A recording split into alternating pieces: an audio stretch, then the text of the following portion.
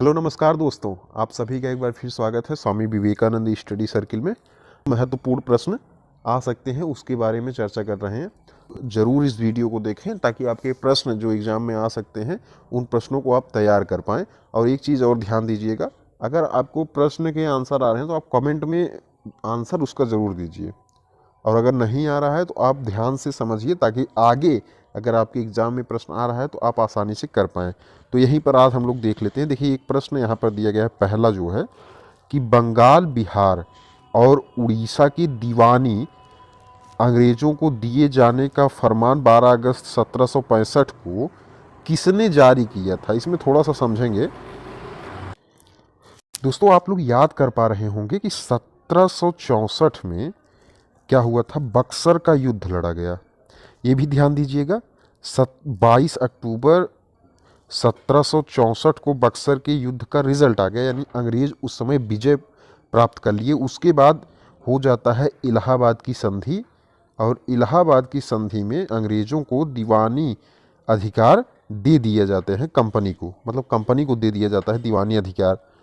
तो उसके बाद वो इसमें ये पूछा जा रहा है कि किसके द्वारा दिया गया था, तो इसमें शाह आलम द्वितीय को रखा जाएगा, ऑप्शन नंबर ए, क्योंकि इस समय जो मुगल शासक था वो शाह आलम द्वितीय था।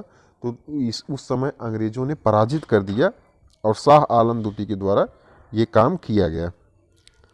अगला यहीं पर अगर हम लोग प्रश्न देख लें, देखिए, काकोरी ट्रेन षड्यंत्र, बहुत महत्वपूर्ण ये षड्यंत्र है।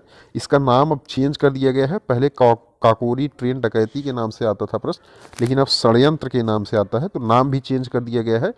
1925 में किसके द्वारा आयोजित किया गया था, तो काकोरी ट्रेन डकैती जो हुई थी लखनऊ में हुई थी। यहाँ पर ध्यान देना है, इसमें दोस्तों शामिल कौन कौन लोग थे। एक तो इसमें राम प्रसाद बिस्मिल थे, काकोरी ट्रेन में षड्यंत्र में राम प्रसाद बिस्मिल। दूसरा अगर यहीं पर हम लोग बात कर लें तो रोशन सिंह, राजेंद्र लाहिड़ी और अशफाक उल्ला खां, ये लोग शामिल थे। इन लोगों को फांसी दे दी गई थी। इसमें एक व्यक्ति और शामिल थे, चंद्रशेखर आज़ाद, लेकिन वो किसी तरह निकल गए यहाँ से, उनको पुलिस पकड़ नहीं पाई, चंद्रशेखर आज़ाद को। तो ये 5 लोगों ने इस षड्यंत्र को अंजाम दिया था, और ये संबंधित थे किससे, HRA से, यानी हिंदुस्तान रिपब्लिकन एसोसिएशन। सीधा यहाँ पर ऑप्शन नंबर डी सही हो जाएगा।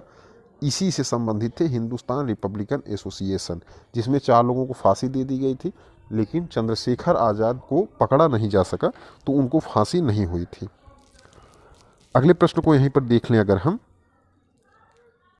साथियों, एक चीज़ ध्यान दीजिएगा, जो भी हमारे मित्र पहली बार चैनल पर हैं, चैनल को सब्सक्राइब जरूर कर लीजिए साथियों, ताकि आपको हर वीडियो जो है वो प्राप्त हो सके और आप अपनी तैयारी को बेहतर कर पाएँ।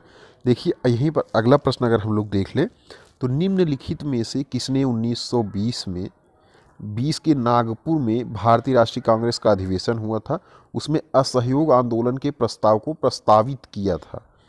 तो दोस्तों देखिए, एक चीज़ देखना हमें, नागपुर का जो अधिवेशन 1920 का था, इसमें सी आर दास ने इस प्रस्ताव को प्रस्तावित किया था। क्या किया था, प्रस्तावित किया था। सितंबर 1920 में कांग्रेस का विशेष अधिवेशन हुआ था कलकत्ता में।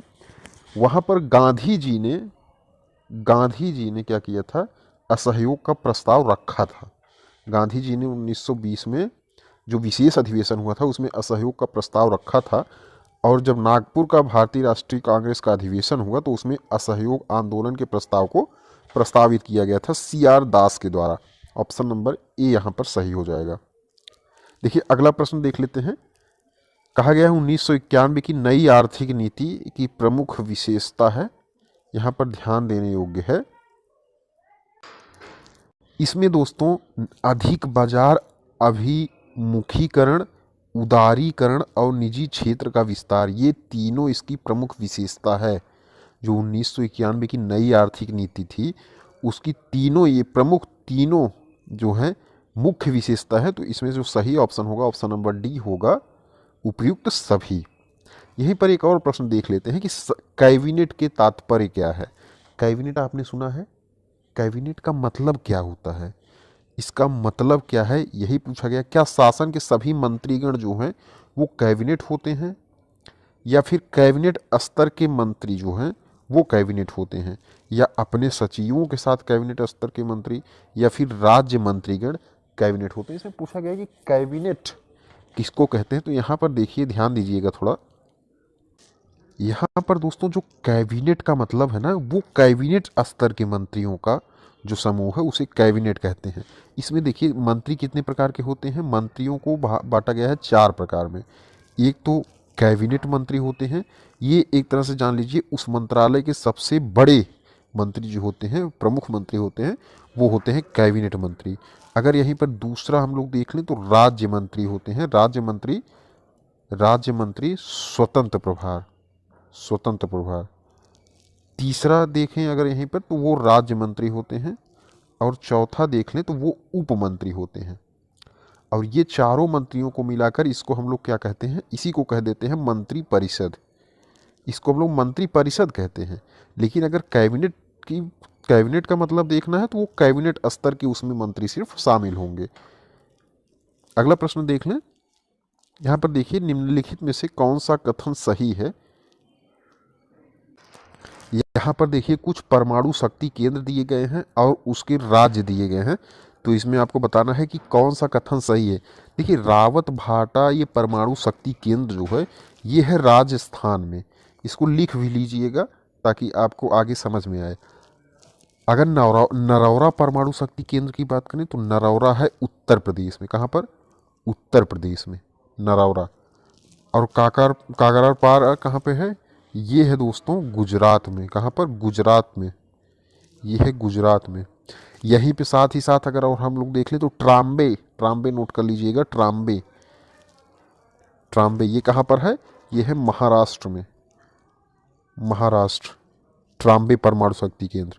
अगर यहीं पर एक और नोट करवा दें तो कैगा नोट कर लीजिएगा। कैगा परमाणु केंद्र, परमाणु शक्ति केंद्र, इसको नोट कर लीजिएगा कि ये है कर्नाटक में। और कलपक्कम बहुत महत्वपूर्ण है, ये कलपक्कम परमाणु शक्ति केंद्र ये कहाँ पर है? ये है तमिलनाडु में। कहाँ पर? तमिलनाडु पर। तो ये ध्यान रखिएगा, इसमें से आपके एग्जाम में कोई ना कोई एक आ सकता है। यहीं पर अगला प्रश्न देख लें, कॉन्सेप्चुअल क्वेश्चन, कि भारतीय संविधान का सबसे बड़ी एकांकी स्रोत यानी भारतीय संविधान जो है कहाँ से ज़्यादा प्रभावित है? ब्रिटिश संविधान से, अमेरिकी संविधान से, गवर्नमेंट ऑफ इंडिया एक्ट 1919 से, या फिर गवर्नमेंट ऑफ इंडिया एक्ट 1935 से? तो दोस्तों जो भारतीय संविधान है अगर उसको हम लोग बताएं कि सबसे ज़्यादा उसका स्रोत कहाँ से है, सबसे ज़्यादा प्रभावित कहाँ से है, तो वो है दोस्तों गवर्नमेंट ऑफ इंडिया एक्ट 1935 से। इस अधिनियम से, इस एक्ट से बहुत सारे अनुच्छेद सेम टू सेम ले लिए गए हैं, या फिर कुछ उसमें शब्दों का परिवर्तन करके उन अधिनियम उन जो है एक्ट के माध्यम से अनुच्छेदों को, धाराओं को ले लिया गया है डायरेक्ट। तो सबसे ज़्यादा प्रभावित जो है वो गवर्नमेंट ऑफ इंडिया एक्ट 1935 से है। इसको ध्यान रखिएगा। अगर यहीं पर हम लोग बात कर लें कि संविधान की किस अनुसूची में केंद्र और राज्य के मध्य शक्तियों का विभाजन है, तो केंद्र और राज्य के मध्य शक्तियों का विभाजन है 7वीं अनुसूची में। आपको पता है कि कितनी प्रकार की सूचियां हैं। एक तो राज्य सूची है, यानी इसमें राज्य सूची के विषय, राज्य के जो विषय आते हैं जिस पर राज्य कानून बनाएगा वो राज्य सूची में है। दूसरा संघ सूची है, इस पर केंद्र सरकार कानून बना सकती है। तीसरे है समवर्ती सूची, इस पर केंद्र और राज्य दोनों कानून बना सकते हैं। तो ये है 7वीं अनुसूची में केंद्र और राज्य की शक्तियों का बंटवारा किया गया है। अगला प्रश्न यहीं पर देख लें कि निम्नलिखित में से अधिक जलन कौन पैदा करता है।